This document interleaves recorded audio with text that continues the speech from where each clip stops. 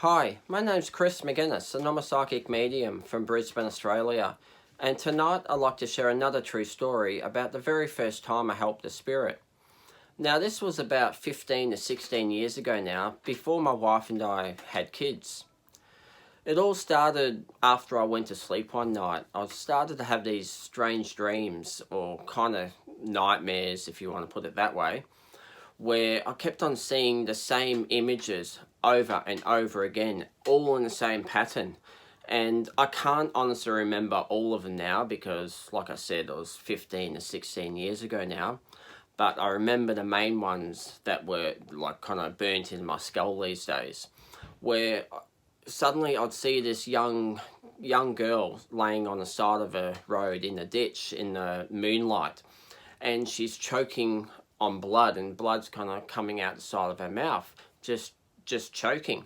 And then it would flick to a different image where it's just still in the dark, but it was just this tree beside the road near the bend. I don't know if it was a different scene from where she was laying to where this was or not. And then it would flick to a house. I'd see this house type of thing, and there were a few other photos or images, should I say, but I can't remember what they were now. But those ones I remember, and it just kept on happening over and over again. I even got up for a glass of water and then came back to bed thinking, okay, surely I've shaken it off now, I'll be able to go back to sleep, and still fell straight back into it. So we didn't, especially me, but my wife too, we didn't get much sleep that night because of all of this.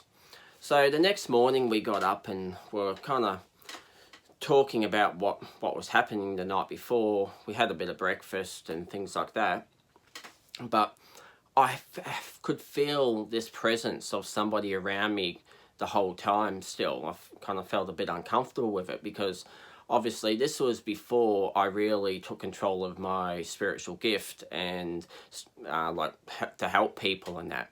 So I basically at that stage I was still in the frame of mind, if there was a spirit in the house or anything, I'd be having the sheet over my head, friggin' just sweating out the bed, just trying to ignore it type of thing, or running a mile.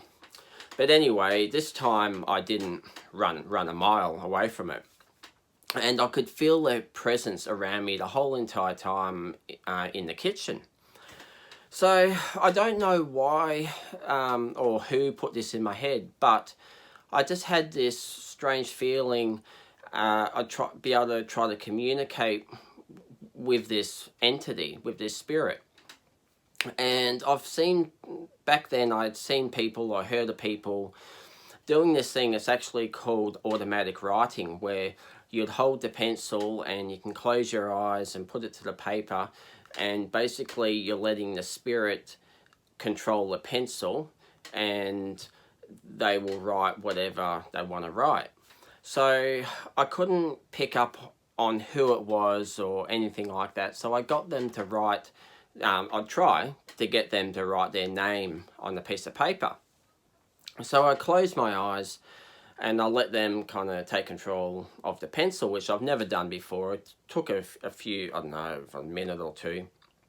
And then suddenly I felt this weird feeling in my hands, like someone's starting to write. And I'm like, oh, okay. So it went on. And so then I opened my eyes and I saw the name in front of me. It was a first and last name. And the actual name, I'll give you the first name. It was Jessica, but I don't want to give the last name in case family members or friends kind of watch this, and I don't want to upset anybody, basically. So yeah, so it came up with the name, and I was really surprised because I'm a terrible speller, and my handwriting's not neat at all. But this handwriting was different than mine. It was a lot neater than mine, and the spelling was perfect. So to me, that was confirmation. It wasn't just my mind going crazy on me. There was definitely someone there. So I thought I'd try again and to say, well, how old are you? And or when they passed on. So I did it again, and again they took over my hand, or the pencil, whatever you want to call it, and they actually wrote 21. So this poor girl died when she was 21 years old on the side of a road, and I had the impression it was kind of like a bit of a hit and run, most likely an accident, but someone's just panicked and took off and let this poor girl die on the side of the road. So then I just had another feeling to pull out the street directory out of my car. And what I did was open up the first page, so it's a big part of Queensland, like southeast Queensland, to try to work out where she is from and things like that. Because I had this feeling of trying to use pendulum work, which is basically, you can do it with a necklace if you really want to, but so I had a necklace with a crucifix on it, and I'm holding it above the street directory, and I'm trying to get her, I'm asking her to basically pinpoint where she is, or where she's from, or things like that. And it ended up stopping in this area, and I went, okay, cool, like for instance, like 242. I went, righto. So I opened up the street directory to 242. So it's more detailed, more obviously more detailed of the area with the map. So I again did it all over again, and I held the necklace of the crucifix over it, saying, okay, can you please tell me exactly where you're from? And it started circling, and then suddenly stopped and kind of went to a certain spot. And I looked down, I went, okay, righto, and I went, you gotta be kidding me. It was an actual graveyard, and I kind of span out over this, and I said to my wife, I'm like, look, it's saying she's at a graveyard here. So I'm like, okay, righto, it's different. So, but I just had this weird feeling that she wanted me to drive her there, which I honestly didn't get, or I don't get still, because how did she find me, for starters? Secondly, she is a spirit. I figured if she wanted to go to the graveyard, well, she'd be able to go to the graveyard, but she, some reason, wanted me to take her there, like a taxi cab. So I thought it was a bit strange, but anyway, went along with it. But before we left, we looked in the white pages to see if we could even find her name in the white pages in Brisbane, and we couldn't find her. But we did find people with the same last name that was kind of not too far, like a couple of blocks away where this graveyard was as well. So we thought, oh, maybe it's the parents there type of thing. So anyway, so we got into my car, which was a four-wheel drive ute, and dual cab. So we jumped in, and this weird feeling, I honestly felt someone was sitting in the back, in the middle, kind of leaning over, telling us where to go. I just had this really strange feeling that she was definitely in the back seat.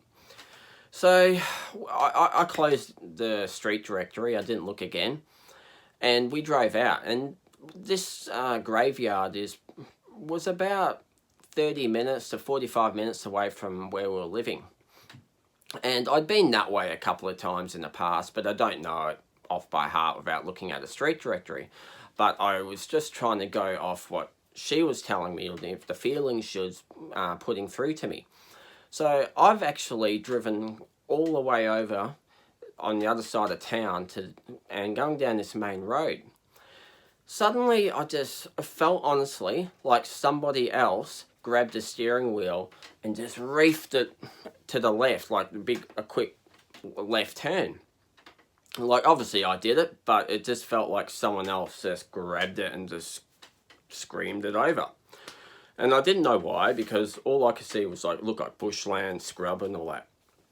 And as soon as I've turned left, I've slapped the brakes on the side of the road, because it startled me how quickly I turned into this street. And I looked over, and I was like, you gotta be kidding me, really? There was this big 6-foot wall on the corner of the block that was there, all covered in trees and scrub and everything. You couldn't see it from the main road that I was on. And it had in big bold letters, the such and such cemetery. And I'm like, really? You gotta be kidding me, because I I didn't know where this place was. I was probably soon going to pull over and look at the street directory a bit just to figure out where I'm going. But she led me right to the doorstep of this graveyard. So I had freaking the heebie-jeebies on the back of my neck by this stage, all the goosebumps. So, to be honest, once that happened, I couldn't feel her. I couldn't sense her in the back of the ute anymore. But I just thought, well, I'll go and have a walk around the graveyard anyway, see in case I can find her. Maybe this is what she wants me to do and all of that. And I'm walking around, and it was a big graveyard. So I didn't end up finding her. But also, not far from me, there was actually a funeral funeral's on in the corner. And I just felt like I was probably, people watching me, felt like eyes burning on the back of my neck. But I think that would have been my imagination, because seriously, those poor buggers would have had more to worry about than some stranger walking through a graveyard. So, but anyway, I gave up and I walked back to the car and jumped in, and again, I still couldn't feel her in the car. So it was like she just wanted me to drop her off there. That's what it really seemed like, which is really bizarre. But anyway, because the parents' house, we think, was just around the corner, we opened up the street directory, found exactly where this place was, and we've driven around to the house. We weren't going to go and knock on the door. I wasn't going to go, "Hi, your daughter's come to me," and everything like that.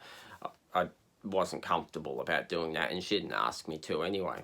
But I went and just sat out the front of their house for a couple of minutes. And the house itself was the house that was in my dreams, my nightmares. Like, I kept on flashing onto. When I saw it, it was in the dark, but it was definitely the house. So yeah, that was just a really weird experience. My first and my last of that type, like being a taxi driver for spirits. But yeah, this it was a quite an interesting experience, and yeah, but just another one of my stories, I suppose. So if you did like my story, please don't forget to like my video, and if you'd like to see more like this, please don't forget to subscribe. And lucky last, thank you to all my subscribers. They really do mean a lot to me. Have a great night, and see you next time. Bye.